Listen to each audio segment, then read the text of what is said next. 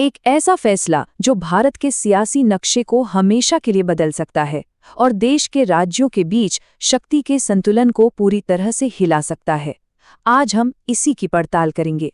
तो देखिए, बात शुरू होती है साल 2023 से, जब भारत ने 106वां संशोधन अधिनियम यानी 106th अमेंडमेंट एक्ट पास किया। सुनने में ये एक लैंडमार्क बिल है ना? आखिरकार महिलाओं को राजनीति में 33% आरक्षण देने का वादा करता है ये।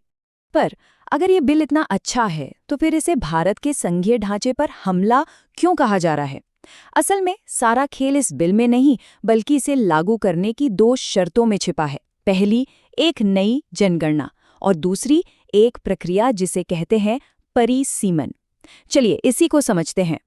तो इस पूरी बहस को समझने के लिए सबसे पहले ये जानना जरूरी है कि आखिर ये परिसीमन है क्या भला। ये शब्द बार बार आएगा, तो इसे समझना बहुत जरूरी है।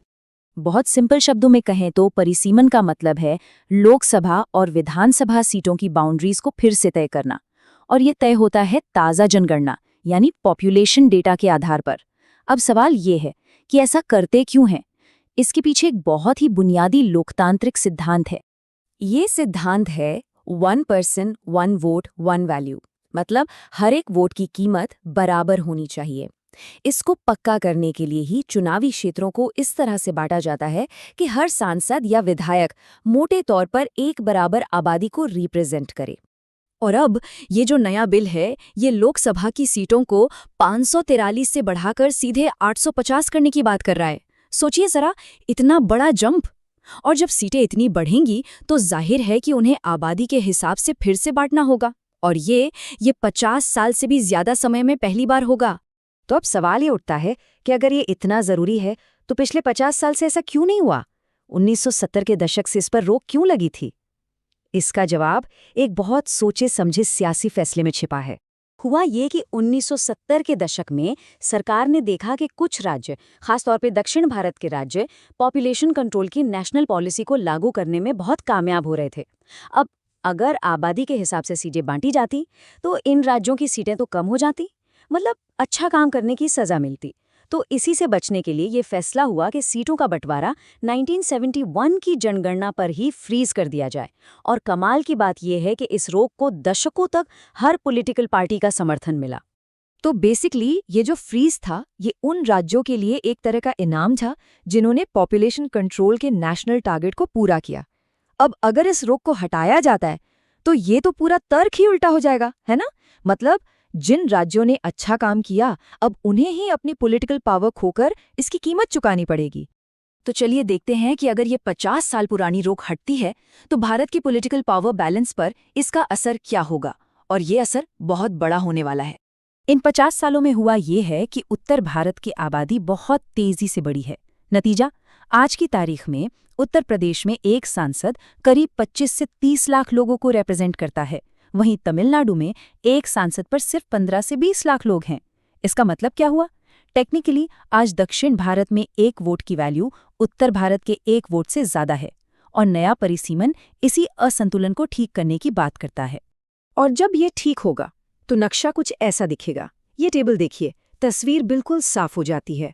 उत्तर प्रदेश और बिहार जैसे ज्यादा आबादी वाले राज्यों को दर्जनों सीटें मिल सकती हैं। यूपी को 40, बिहार को 20 सीटें ज्यादा। वहीं दूसरी तरफ जिन दक्षिणी राज्यों ने अपनी आबादी को कंट्रोल किया, संसद में उनका हिस्सा, उनकी ताकत कम हो जाएगी। इसे एक और नजरिए से देखते हैं। अभी हिंदी बेल्ट की लोकसभा में हिस्सेदारी करीब 38% है, जो बढ़कर 43% हो सकती है, और दक्षिण के राज्यों की हिस्सेदारी वो 24% से घटकर सिर्फ 21% रह जाएगी। मतलब साफ है, सत्ता का पल्ला आने वाले कई दशकों के लिए उत्तर भारत की तरफ और भी ज्यादा झुक जाएगा। तो यहीं से एक बहुत बड़ी बहस शुरू होती है, एक ऐसी बहस जिसमें हमारे शासन के दो सबसे जरूरी सिद्धांत आमने सामने आ खड़े हुए हैं। एक तरफ है लोकतंत्र में बराबरी का सिद्धांत, और दूसरी तरफ है संघवाद में निष्पक्षता का सवाल। बहस का निचोड़ ये है, एक तरफ का तर्क है कि लोकतंत्र में जिसकी जितनी आबादी उसकी उतनी हिस्सेदारी होनी चाहिए, बिल्कुल सीधा हिसाब।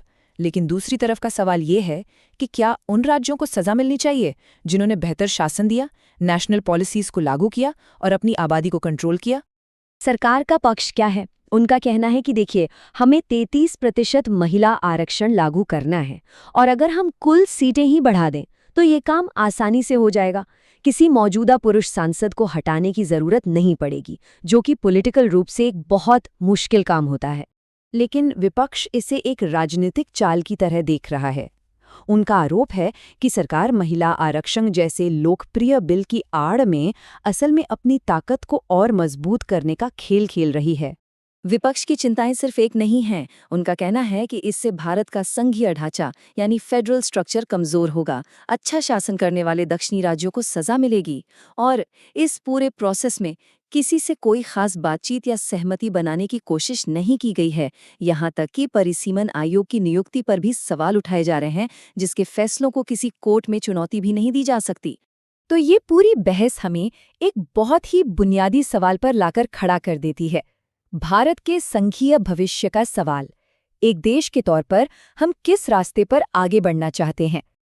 अच्छा, तो क्या इस टकराव से बचने का कोई और रास्ता है? हाँ, कुछ ऑल्टरनेटिव सॉल्यूशन सुझाए गए हैं। जैसे एक तरीका ये हो सकता है कि कुल सीटें तो बढ़ाई जाएं, लेकिन राज्यों का आपस में जो पावर रेशियो है उसे ना छेड़ा जाए। एक और सुझाव है कि एक नया फॉर्मूला बनाया जाए जिसमें सिर्फ आबादी नहीं बल्कि राज्य के इकोनॉमिक कंट्रीब्यूशन यानी जीडीपी को भी वजन दिया जाए।